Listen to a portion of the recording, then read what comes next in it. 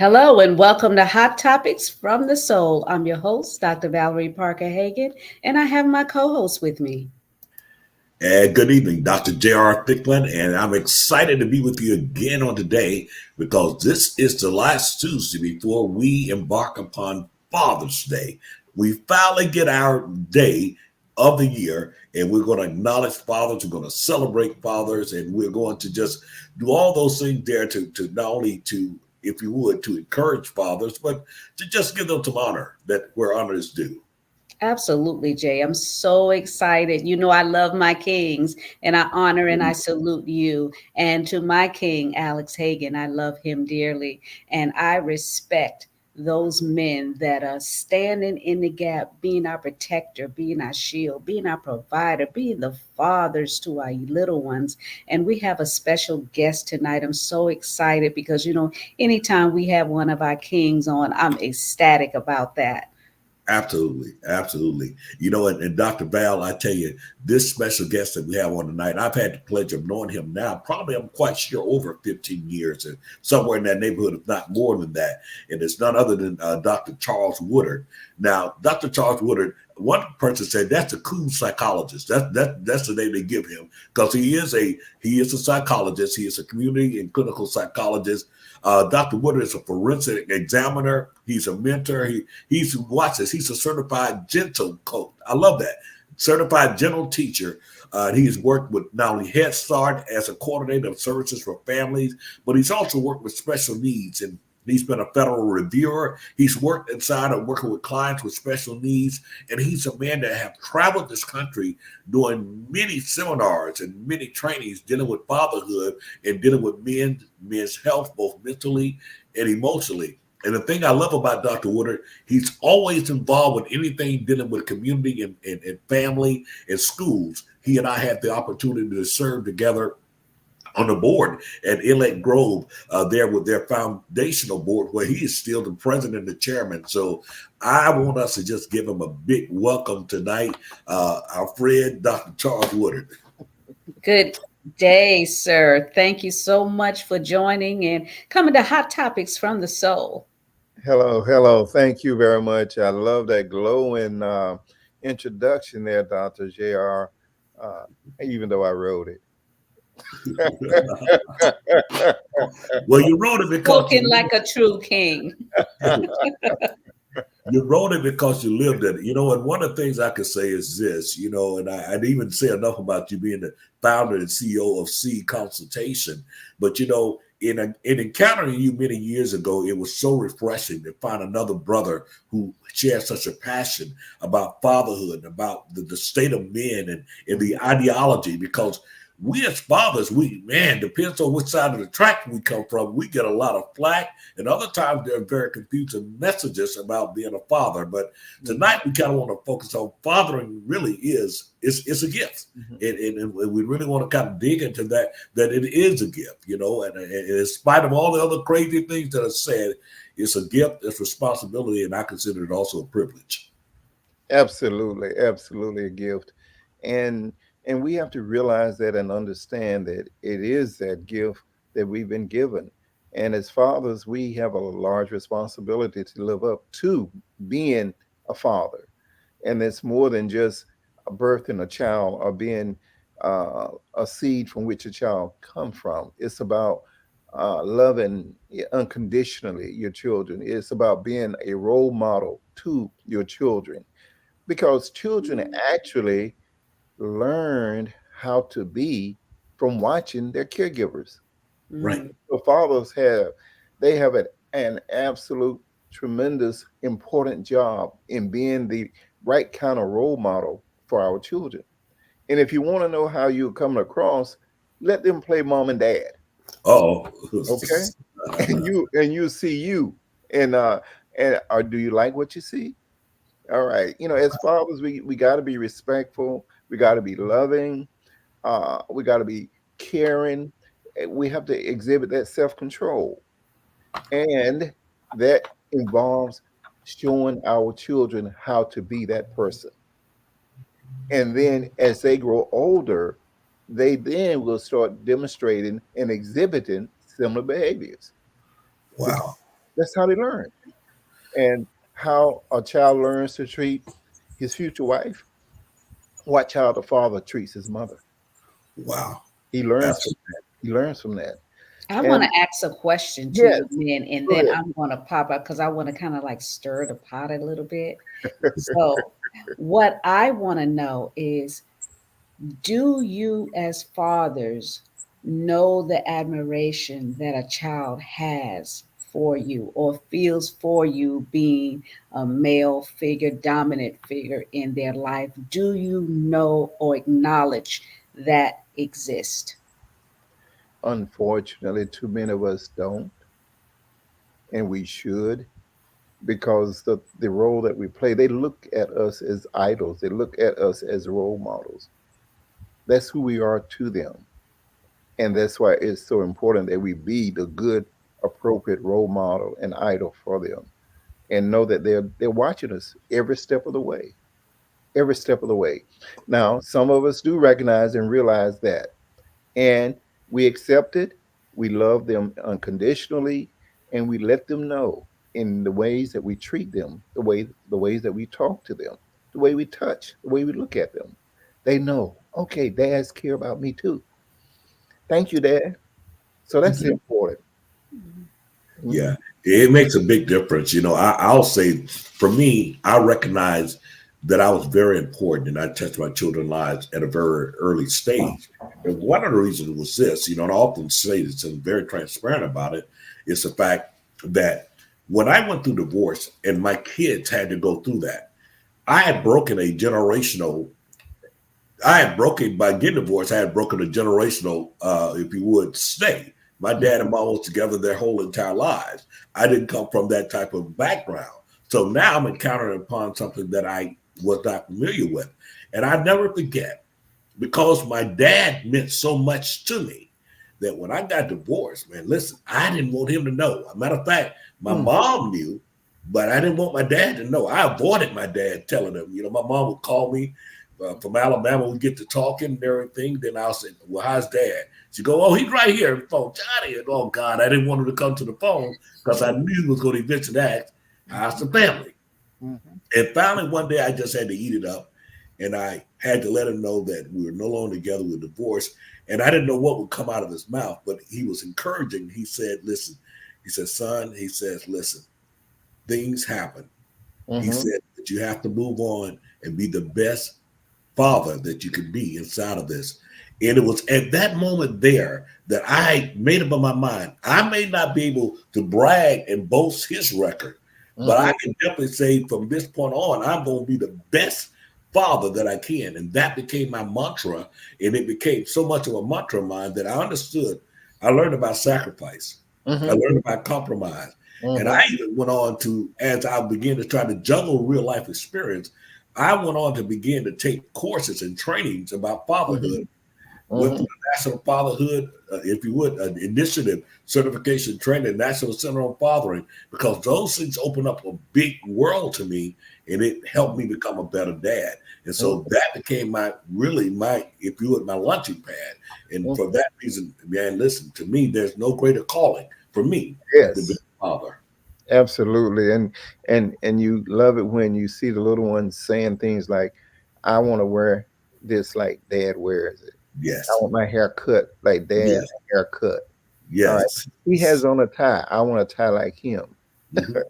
He has Exactly, these little bedroom shoes with stripes. I want like him. Then you exactly. know you're making the difference. All right. And you know that they're watching you. And so you got to be what you expect to see. I love that quote and I use I it all love the time. Be what you expect to see. it. Wow, Uh, wow. Dr. Val, I see you smiling there. What were you going to say? I love it. I absolutely love it. Can you kind of enlighten us as ladies on how we as mothers could help fortify who you are and the importance of the presence in a child's life? Because I was divorced. I was married for 19 years, divorced, and I'm married again to a fabulous man. And I remember the children waiting for their father to come. Mm, because he said he was coming and he never showed up. mm, And I said, well, your dad got tied up. I would make excuses, but I never talked bad about him because of the fact that I knew as they got older, they would see for themselves. So mm-hmm. I didn't have to echo anything. I tried to be the best mother I could be. And that's what I encourage other women to do. But what do you, as men who are fathers, need from us when you're within the household? Hmm. If you would clarify that. Yeah, love unconditionally. Mhm. If you have an art with me or concern, let's go to the room and talk about it. Let's not do it in front of the children. Mhm. All right. And uh, let's decide to agree on whatever it is we want to do with them or with the family. And then Mhm. we go forward with it. And be affectionate, show me love, just as I Mhm. would show you love. And they see that. And Mhm. as I mentioned earlier, that's how they learn to treat their future mate Mhm. by watching how mom and dad interact with each other. So being understanding, being patient, showing that self-control. I know you get upset sometimes, but just kind of keep it in check and say, "Honey, come over here. Let's go to the room for a minute," Mhm. and then you talk it out. Mhm. And then when you go back to them, you're on one accord. Mhm. And doing that helps the whole relationship, and it helps them to come up in ways that they don't feel stressed out, because children are quick to take responsibility for wrongs Exactly. in a Mhm. relationship. It's because of me that this is happening when it's not, but they will do that. And so we don't want to give them any indication or any inkling that they are responsible for what's going on between you and me. So in that relationship between husband and wife, keep it cordial, keep it loving, unconditionally. And as I say, take it out of the room whenever you have a concern. Mhm. Well, I'm Wow. gonna step out of the studio for a moment because I want you men to talk to the men, to Okay. encourage and empower them to be, better than you are. Embrace a larger vision of who you are right now, because Mhm. as long as you have breath, you have the ability to change and create your own path. Yeah. And also, whatever wrongs you've done with your children or with that woman in your life, it's never too late to make an amen. So I Mhm. would like y'all to talk about that and address that. Okay. Absolutely. All right. Thank you, Doc. Definitely. Well, definitely. Thank you for that. Those are definitely real subject matters because of the fact, we often talk about parenting as a whole. And, when a woman leaves the hospital, they give her diapers, they give her maybe some formula, they give her wipes and those things, but they don't give her a manual how to be a good mother. And neither do the father get that as well. Mhm. So most of the time, we derive our ideal of parenting, our parenting style from home, from our families, Well, and so that's our blueprint. And if we and don't that's have a good blueprint, then we're left to either create what we didn't see, or we mhm. will repeat that which we did. Unfortunately, if it, yes, we often repeat what we grew up with, Right, wrong, indifferent, good, bad. We because we don't know better. right. And those of us that don't take the time to learn better, we won't do better. And so that's why it's important to just talk to other fathers, do some reading, and just be prepared for that new one that's coming into your life, and know the kind of person you need to be a positive influence on that youngsters that is coming into your life. Uh, Maintaining that self-control and being that love and unconditionally, and being patient. Hmm. All right, because these are new personalities that's coming on board, and they have their own little needs and their own little ways of communicating. And what we have to do is figure out what they're saying and how they're communicating. And we often don't know, but children actually start learning language and us before they're even born. They Wow, learn in the womb. Uh, absolutely. I did a workshop, and this lady said, you're right. Because my husband used to say things to me and do things to me he was not supposed to do. And it got to the point, and I was pregnant at the time. She said it got to the point when he walked into the room from work and he opened his mouth and started talking, the baby inside me started kicking and punching. Wow. All right. So he listened. They learned. Right. My youngest son, I used to talk to him when he was in the womb, and when Yeah. he was born, he immediately started crying, just yelling, just screaming. The Wow. mom held him up and couldn't calm him down. So I leaned down to him. I said, "Michael, hey, it's me. It's okay. Calm down." He immediately stopped crying and turned Yeah. his head to the sound of my voice because he recognized my Recognize. voice. He recognized. And when children develop language, they develop their own language. Mhm. They know what you're saying, but they cannot communicate it because they don't have the vocal cords in that developmental stage that they can speak. Right. And they say what they want to say. And if you notice, sometimes they get upset with you because it's like they can't figure out why you don't understand what they're saying. Exactly. Uh-huh. As we do, right? We get Right. upset with, and we have vocabulary to, and we Yeah. get upset when you can't figure out what we're saying. Yes. Yeah. And that's why I encourage men and women, don't do baby talk. Right. Because if you notice, if you did baby talk with them, they'll look at you kind of frowning like, what you talking about? What are you saying? But when Mhm. you speak your language, whatever it is, then they look at you and they respond. They know Right. you're talking and they know what you're saying.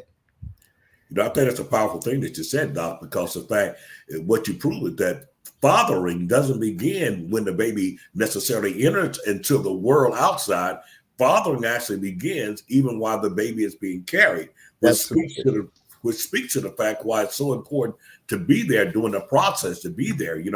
I often would encourage men that I talk, be there for prenatal care. Be there for those visits, man. You need to know what's going on. When they go there to see the OBGYN, you need to be there as well for support, but Mhm. also sometimes for reinforcement, right? Yeah, I mean, absolutely. they may say, look, you need to lay, they may tell her that you need to lay off those chips and lay off those things. And look, if you want them there and didn't hear it, you don't have no idea. And you still going out buying the stuff that they're telling her not to do. So Mhm. you need to be there so that you can play that part and reinforcing things. And not only that, as you're saying, speak to that baby, have conversation with that baby, read to that baby. Even Yeah. even those things there are things that you can build a foundation and begin to build some things even before they come into the world. Hmm. And you mentioned something that's extremely important when you talked about reading to the child, talking to the child. They're actually listening and learning. And Right. eventually they'll start talking, and you're going to be surprised at what they know. Hmm. And then you're going to, or either what they say. Hmm. And then you're going to remember, well, that's right. I did say that one time when they were little, but I didn't think they were paying attention. I knew what I was saying. They would actually start repeating things that you had said before because they remember. And so please keep the conversation going with your youngsters. Just talk to them like you normally would talk to anyone else, and they'll respond. They're listening and learning. Doc, we deal with the fact that, we're coming up on Father's Day that is about to happen on this Sunday here. Now, the first time that Father's Day was actually celebrated, the woman they gave credit was in 1910, but it Hmm. took to 1972 before President Nixon actually signed it as a, if you would, a recognized day. Now, it has been said there is totally a real big difference in the amount of attention that we see that's given to mothers for Mother's Day, which that Mother's Day comes only 1 month before Father's Day and Father's Day. Now, there are many reasons why we say that exists. It could exist because the fact of there seems to be a fractured way that society look at fathers, maybe because of the fact of a lot of bad things that, in other words, they've had their lens focused on fathers who might not have been strong, who might not have been present, who might not have been attached in those things there. But yet, it's still fathering is a gift. Fathering is something that we can't deny, how important it is. Former President Obama put a lot of effort in addressing fatherhood, even with the thing that he came up with eventually dealing with the young men, my brother's keeper. All Hmm. these things was about fathering and how important the presence of a father is. And when we say that, we have to find ways to encourage fathers, right? And encouraging fathers who may be scared. And Mhm. I want us to address that, because what people don't understand, that fathers, men can actually be scared of what they cannot do. Mhm. And it could definitely affect their decisions. Mhm. And it's important for men to feel good about themselves. Uh, and you do that by saying good things to yourself about yourself. And look in the mirror one day and just say, I'm a good dad. Mhm. I'm a good man. And believe it or not, words you speak to yourself really influences how you feel. And Mhm. they'll start feeling good about themselves and better about themselves. And then work to do things to help themselves be self-sufficient, all right, to be able to support their families, to protect their families, and be proud of them yourself for doing that, because that is so important. And you mentioned something earlier, that why fathers are not necessarily celebrated the way the mothers are is because you've got a lot of them that don't take on their responsibilities as they should. Right. And Mhm. unfortunately, in this society, the negative get more attention than the positive. But Absolutely. we're not going to allow that as fathers to dominate our lives. Negativity. We're going to be positive in terms of how we talk, how we walk, how we look, um, get a job, maintain a job, take care of the family, and be proud that you're a father, and know that you're making a difference in the lives of your children. And when they grow up, they're going to appreciate you for what you've done. And Absolutely. yeah, and when you look at them, you might see little mini versions of you, because, like Absolutely. I said, they look at you and that's how they act. They want to be like you. And we can take pride in that. And oftentimes when I deal with different groups and talk to men, I often say, because sometimes I do deal with men who have real life experience where they dealt with abandonment, they didn't know their fathers were abusive, and all those things are there.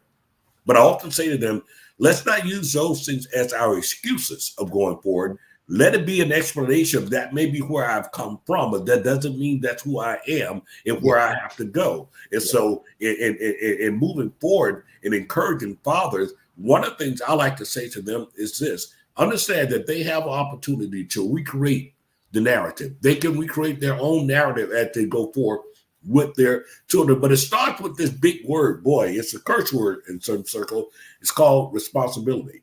Yes. Yeah. Being responsible. And understand that responsibility begins. I mean, from the beginning, I'm just going to say it from the beginning. If we know that what we're doing has the possibility of creating a child, then we Mhm. need to be ready to be able to say, what does it mean for me to step up to the plate and to be a father to the child? Because no one wants to be just known as a sperm donor. Not at all. Absolutely. Absolutely. And responsibility is important. Take it as something that you need to do, and do it. Don't just say it, do it. Um, and that involves having a job, having a home, having an environment that's loving, that's positive, conducting yourself in a way that your child will model and follow right after you, and just enjoying life. That is so important. And loving your wife Mhm. and showing that child how loving her happens.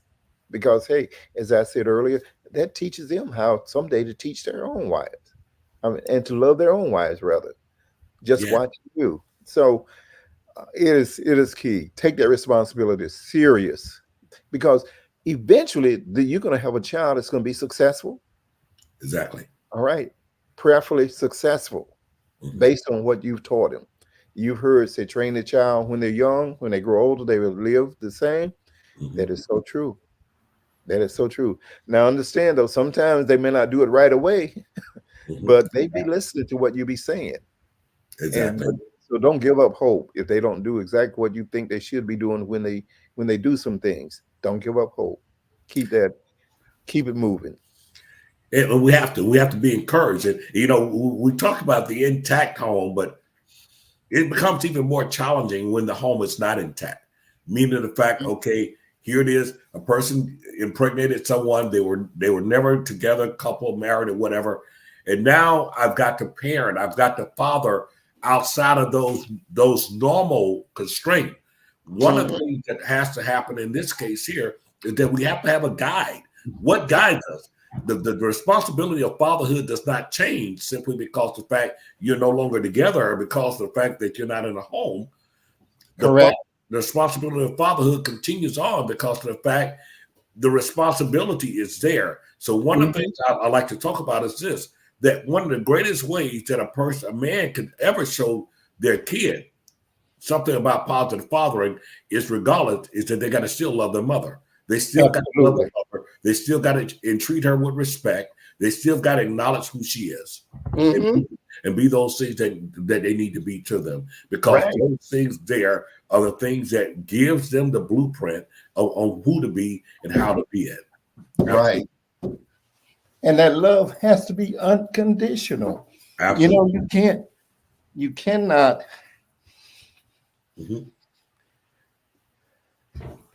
Absolutely.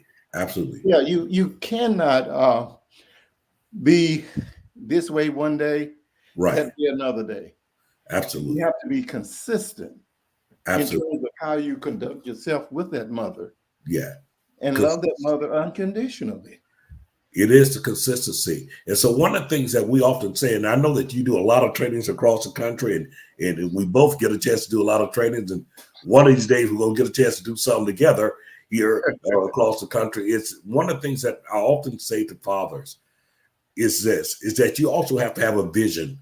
What is your vision for your child? What is your vision for your family? What is it that you would like to see them accomplish? What is it that you would like to? And then you have to be able to apply those things that are important. And so oftentimes, one of the first things I get from fathers is, well, I would be a good dad, but she put me on child support. Well, listen, child support may have had to be necessary if the fact you wasn't consistent in doing your supporting of the kid. It may have been necessary because she too has to have some type of predictability of how she's going to take care of the kid. And you talked about responsibility earlier. That is one of your responsibilities, to support your child, and you need to take that seriously. And too often I find men that they'll say this to, they say, well, I'm a good dad because, they'll tell me all the time, say, look, I bought my kid, I got him an iPhone last year. They go through all of the things that they got them in terms of present. But oftentimes when I talk to them and ask them what type of time did they spend, it was very little. Because unfortunately, they confuse presence with presence. Wow. And there's no interchangeable between it. They'd rather, your children rather have your presence than your present. Yes. And some of them don't want to take on their responsibility seriously. And so they think by giving a present, they're doing what they need to do. But no, your presence is most important. Yeah. Most important. And you want it to be a good presence and a positive one for your children. And they will celebrate you on Father's Day. That mother will celebrate you on Father's Day because you've been the kind of father that you're supposed to be. There for your children, supportive, involved. Absolutely. And that makes a big difference. And I often say, at the end of the day, you want to leave such an imprint on your children's lives that without a shadow of a doubt, they know they've been impacted by your wisdom. They've been impacted by your life. They've been impacted by those things that you have sown into their lives, because we all know what it feels like. Listen, parenting is an interesting thing, and growing up is an interesting thing. In many ways, parents are growing up with their kids. Some kids may look at parents and think that their parents know it all. And it generally happens when they're very little, right? When they're very little, my parents know everything. Then they get to that age, right after adolescence and start being teenagers, and their parents don't know nothing, right? They don't know nothing. And then they grow and get a little life behind them. And all of a sudden, they start saying things like, man, the older I get, the more I recognize how right my parents were. Yeah. And that is because of the fact we all live life forward, but we learn life backwards. How about that? That's what happened. We learn life backwards when we look. But when I look back over my life, now I understand things. So I Hmm. often say to parents, and I want to say this to the father who's given his best effort. I want to say this to the father who, in spite of being told no, you're consistent. I want to say this to the father who will go out of their way to make sure that they're there for their children. Don't give up on doing the right thing, because Yes. I promise you, you'll get your report card. And it Hmm. doesn't come every 6 weeks. No, it doesn't. But you will get it because your children will be the biggest voice to say, man, what my Thank you. dad did made a big difference in my life. They'll start quoting you. They'll start sounding like you. They'll Yeah. start out of nowhere. They'll start, they'll start mimicking you because Yeah. of that you have made not only an impartation on their lives, but Hmm. your Hmm. imprint on their lives is indelible. Absolutely. And that's why you don't give up. That's why you continue and you don't stop, because you're making a difference in their lives. And one day they may be president or a Right. senator or a doctor Exactly. or a preacher, you know, Exactly. and you had an influence in making that happen. So take it seriously, and because you truly are a gift Right. in their You're, lives, a gift you're, in their lives. one of the things I could say this, I'll say this before we even wrap up. One of the things, and share with them, because you get a chance to do a lot of workshops and you do a lot of things as you have. You're very involved with schools and involved with the outcome of those things. What are some of the things that motivate you to continue to carry this torch and to carry this message and to want to see men at our best, our fullness? You know, seeing what you just mentioned earlier, them succeed, Mhm, all right, and seeing our youngsters succeed, mhm, and also people that have a heart to be open to learn and to receive. mhm. And when I find that and see that, it encourages me to use what I've learned over the years through experience, through knowledge, through learning, to share with them so that they can use it to their benefit. And that's what keeps me going. And I know we're making a difference in the lives of children. They are our future. Right. They are our future. And we want them to be prepared for their future. So let's do all that we can do to make it happen.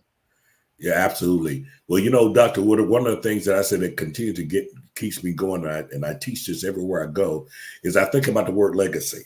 Uh-huh. Legacy is so important to me. The legacy. I often say that my children will be my only proof that I once existed, because the fact of what was passed on to them, and they're able to perpetuate it to the next generation. And so when we Amen. start talking about legacy, I often say to men, let's create a legacy that you can be proud of. Let's create a legacy. I had if you would, the honor, the privilege, and yet it's still in a sober moment Mm-hmm. to eulogize my father. And I never forget, my father passed on my birthday back in Mm. 2011. And as I prepared my message to eulogize my father, what was so soundly clear to me, the message was: a life lived, a legacy left. Wow. A life lived Wow. and a legacy left. Legacy left. And I try to live that exact message, because the fact, at the end of the day, I want to know that my kids to know that dad lived his life. And I do get my accolades back from them. They'd say, hey, Mhm. my dad continues to raise the bar. Well, that's intentional. I'm going to raise the bar Mhm. because I Mhm. see something in you that you might not see in yourself. And yourself. So we want to raise that bar so that you can continue to move forward toward the higher callings and the higher things in life that you can have. And I think if every man would recognize, regardless of where you are right now, you have the ability to raise the bar. You Yeah. have the ability, because at the end of the day, I believe this: expectations. Your children needs to know that you have expectation. Mhm. Expectation is the fuel that drives dreams. All You have right. that expectation. Amen. All Wow. right. Amen was so powerful, and I'm like still beaming with joy and excitement. And one of the things I wanted to talk to you about and see if you agree is the communication. you Oh. know, Communication. A lot of times we can't physically be there, but technology is so great that you can Mhm. FaceTime, you can just Mhm. call on the phone and say Mhm. something to Mhm. that young man or young Yeah. woman that can Hmm. change or inspire their life. You got to communicate. And it's all about leaving an inheritance. The word also tells us that a good man leaves an Yeah. inheritance for his For his children. children. What legacy, what inheritance are we building? Are we leaving for those little ones that are coming up that will be grown men and women? And, I want to say to those men that are listening, regardless of what your story was growing up, bad or good, you have the ability to write your own story. That's it. That is so You can true. write your own story. If it's bad, you can wipe that slate clean, pick Hmm. up that phone, or Hmm. show up to that young one and say, I'm here. Yeah. Yes. Even if you don't have anything tangible to give, you Yeah. can give yourself, as Dr. J was talking about, be Yeah. present in that individual's lives. And my sons didn't have their father present to show them how to be a man, but there were men like you in their lives Praise that God. help them, and they could communicate and share, and they're phenomenal young men. They love their wives, they love their children, they take care of them, they're providing, they have their financial plan together. Mm. They're doing everything. They rewrote their script. Exactly. And so they did not allow their experience to become their excuse, but Absolutely. Okay. their experience became the explanation to help them Mhm. elevate their thinking. There you go. I have daughters. Absolutely.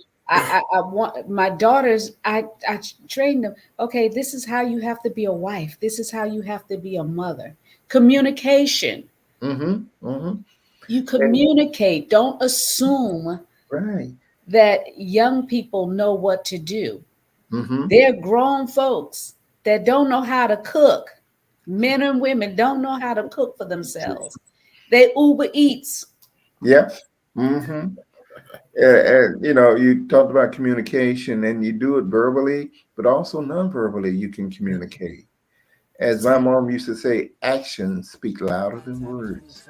Absolutely. So spread love in the way you act, in the way you conduct yourself around them. Well, They Awesome. I will love you. appreciate you so much being here. Now, we have your website, but can you say out loud your website so that individuals can know how to connect with you? Right. Seed, SEED, consultation.com. Just go to the website and you'll see all the information about me and also the trainings that I offer. And as a matter of fact, October, I'll be going to Canada for the Gentle Teaching International Conference. I love In it. fact, I'll be the opening act, and I'll talk about how gentle teaching promotes unity. And the Wow. key principle behind gentle teaching is unconditional love. Wow. Mm. And we need more of that, and especially this time. There's so much division, so much hate. So unity, that's the word. That's what I'll be talking about. Well, tell us about your book. Oh, it's called Self-Talk, Sign of Sanity, Insanity, or the Key to Self-Empowerment. Wow. Simply speaking, feelings are not determined by other people or circumstances, situations. Mhm. Feelings are determined by what you say to yourself Yeah. about other people, about your circumstances, or about your situations. Yeah. And I break it down in easy to understand ways and language so that a school child or high schooler can understand it. And when you get it, you realize you're in control of you and your feelings. No one else is. You are. No Love it. one makes you mad. Love it. You made yourself mad because of what you said to yourself about what that person did. Wow. What the Wow. person said. That's It's powerful. so it sounds so simple but true. I actually, when you said it, I had an aha moment. Okay. So that is powerful, and I want to thank you so much for sharing that.